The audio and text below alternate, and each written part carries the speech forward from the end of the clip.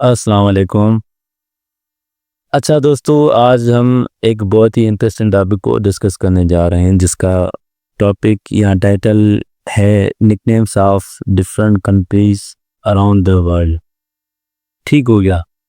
तो दुनिया के अंदर आप सबको पता है कि काफ़ी सारे कंट्रीज़ मौजूद हैं। अराउंड 195 प्लस कंट्रीज़ हमारी पूरी दुनिया के अंदर मौजूद हैं। ठीक है, तो हर कंट्री अपने यूनिक नाम की वजह से जाना जाता है। अब जैसे चाइना है, तो चाइना का अपना एक कंट्री का नाम है चाइना। ठीक है, कुछ नाम से ये पूरी दुनिया में जाना जाता है। अमेरिका अपने नाम से जाना जाता है, पाकिस्तान अपने नाम से जाना जाता है। तो इसके साथ साथ कुछ कंट्रीज़ ऐसे भी हैं जिनके अल्टरनेटिव यानी कोई दूसरे नेम्स भी मौजूद हैं। ठीक है, यानी उनके निक नेम्स भी मौजूद हैं, क्योंकि वहाँ की जो उन कंट्रीज़ की कुछ क्वालिटीज़ हैं, कुछ ऐसे फीचर्स हैं जिस वजह से उनको दूसरे नाम से बुलाया जाता है। तो आज के लेक्चर में हम कुछ ऐसे कंट्रीज़ के निक नेम्स डिस्कस करेंगे और उनके जो नाम हैं वो क्यों रखे गए हैं और क्या वजूहत है। तो सबसे पहले आ रहा है दी फुटबॉल नेशन। फुटबॉल नेशन कौन से कंट्री को कहते हैं, क्या आपको पता है? तो अच्छा, फुटबॉल नेशन कहते हैं ब्राज़ील को। ठीक है, क्यों कहते हैं, क्या वजह है कि भाई इसको फुटबॉल नेशन भी कहा जाता है? तो इसकी एक ख़ास वजह ये है कि फुटबॉल जो है वो ब्राज़ील के अंदर एक ऐसे कह लें कि नेशनल गेम भी है, और इसके साथ साथ ये वाहिद कंट्री है ब्राज़ील जिसने पूरे हिस्ट्री के अंदर जो फीफा वर्ल्ड कप होते हैं वो इसने बाकी कंट्रियों की निस्बत ज़्यादा जीते हुए हैं। यानी most FIFA world cups won by Brazil. ठीक है, कितने जीते हैं? 5 टाइम्स जीते हैं।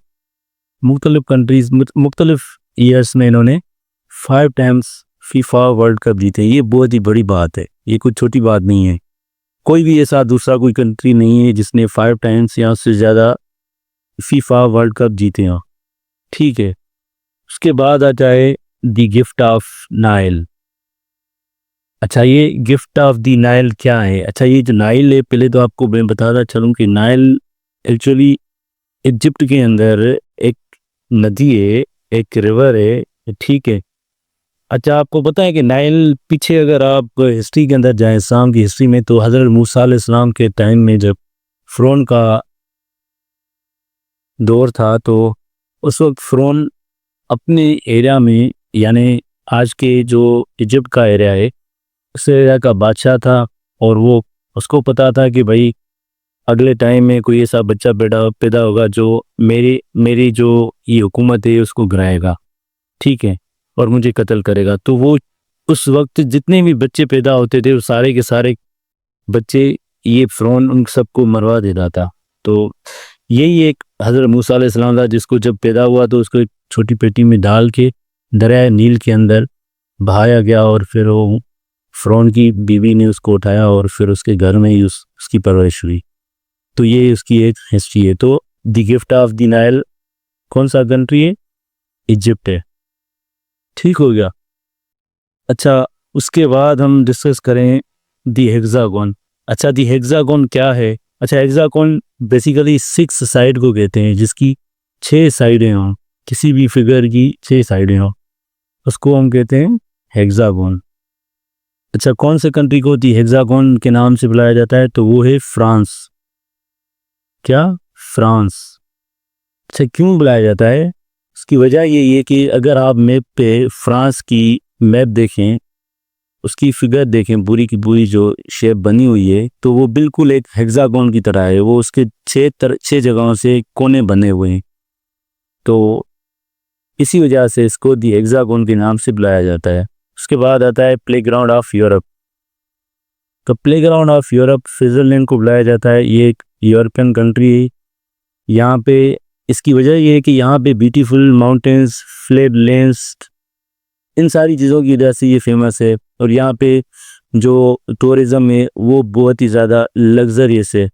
तो इसलिए अच्छा, इसके साथ साथ यहाँ पे आउटडोर गेम्स भी होती हैं काफ़ी सारी ना, तो इसलिए प्लेग्राउंड ऑफ यूरोप भी कहा जाता है किसको, स्विट्ज़रलैंड।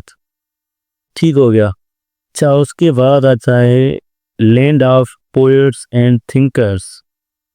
कौन सा कंट्री है जिसको लैंड ऑफ पोएट्स और थिंकर्स कहा जाता है, किसको पता है? अच्छा, अगर नहीं पता तो मैं बता रहा हूँ कि लैंड ऑफ पोएट्स और थिंकर्स कहते हैं जर्मनी को। जर्मनी भी ऑब्वियसली एक यूरोपियन कंट्री है।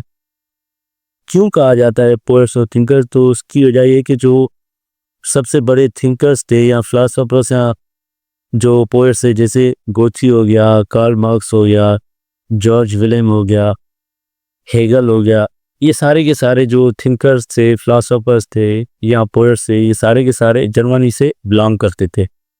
तो इसी वजह से जर्मनी को land of poets and thinkers के नाम से बुलाया जाता है। ठीक हो गया। उसके बाद आता है लैंड ऑफ मिडनाइट सन। तो नॉर्वे को लैंड ऑफ मिडनाइट सन कहते हैं। इसकी वजह यह है कि क्योंकि समर के टाइम में नॉर्वे के अंदर रात के वक्त भी जो सन है वो सनसेट नहीं होता, यानी गुरूब नहीं होता। काफ़ी महीनों तक, 3 से 4 महीने, सेवरल मंथ्स तक वो मतलब सनसेट नहीं होता। तो इस वजह से इनको लैंड ऑफ मिडनाइट सन कहा जाता है। इसकी और भी वजह है क्योंकि ये बिल्कुल नॉर्थ पोल के ऊपर है और वहाँ पे जो सन की जो रेजेज हैं समर के अंदर वो डायरेक्टली वहाँ पर पहुँच नहीं पाती, इसलिए वहाँ पे अक्सर रात ही होती है। ठीक है। इसके बाद आता है the land of rising sun. कौन सा कंट्री है?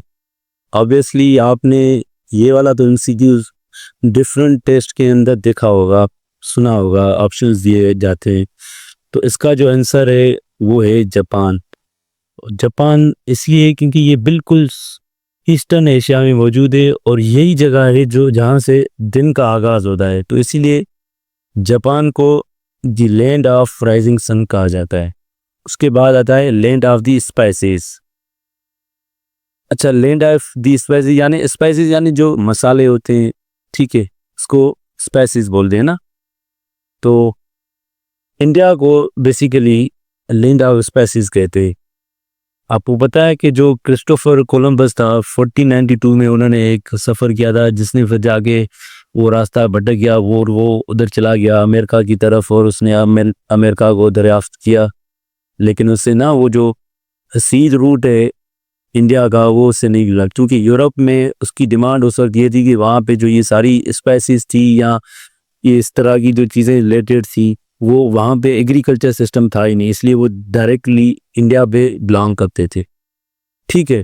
और इसके साथ ही वास्को डी गामा था, उसने बाद में जाके उसने सी रूट फाइंड किया और फिर सी रूट की सी के थ्रू पूरा का पूरा ट्रेड होता था यूरोप और इंडिया के बीच में स्पाइसेस का।